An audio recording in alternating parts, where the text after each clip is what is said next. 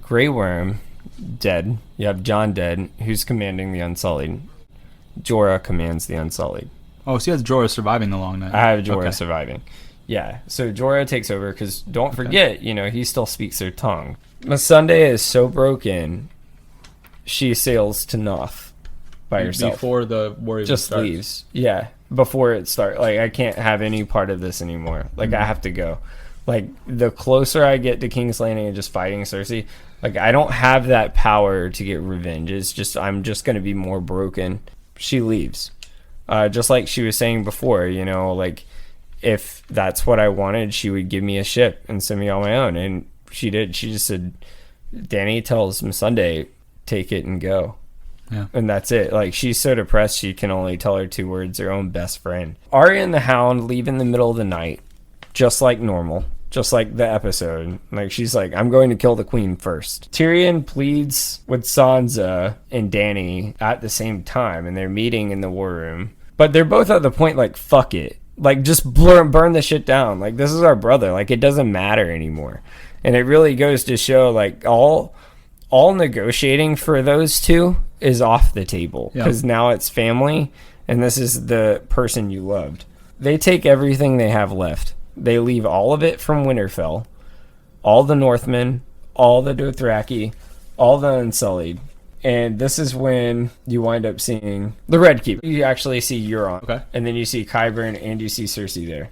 And Cersei, she is actually, at this point, this is where you have a little bit of feelings for Cersei. Because you think maybe she's not a complete monster. And she starts debating, maybe I shouldn't have killed Jon. Because she starts to see, like, fuck. Like, I just had the whole fucking Stark house. All the Northmen is now turned on me, too. Euron says, what is dead may never die. Sansa takes the Northmen in the front. Dany comes from the back, just like usual. But Euron's not in the fleet, so she just blows completely through the shit. Arya is heading for Cersei with the Hound, and the Hound is heading for the mountain. And Arya has that moment, because keep in mind, this is still her brother. This is personal now. So it has even more of a meaning than, this is the list. I'm going to kill the queen. This is my brother. I want this to happen. And this is where this moment means even more. And the Hound tells her, you go with me, you die here. And everything's collapsing. She says, Sandor, thank you. And just leaves because she realizes it's not worth it anymore. It is worth it, but if everything's going to be torn down with it. And that's when you start to have that moment where she meets up, with the mother and the young daughter. So the Hound kind of takes that moment upon himself, take Arya's pledge. The Mountain shoves Qyburn against the wall, and then the Hound stabs Cersei right through the chest. And she's done. She dies down the stairs, and that's it.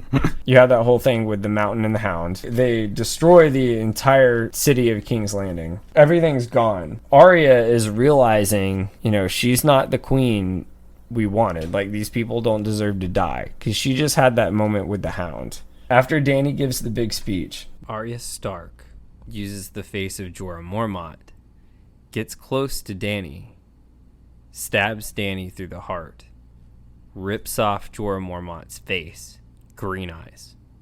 Arya Stark has killed Daenerys Targaryen. And then Drogon burns down the Iron Throne. So he doesn't kill Arya, even though he should in this moment. Drogon drops Dany off in Volantis in the Free Cities. And Kinvara walks up. The other Red Priestess. The other Red Priestess. And all you see is Dany open her eyes. And it ends.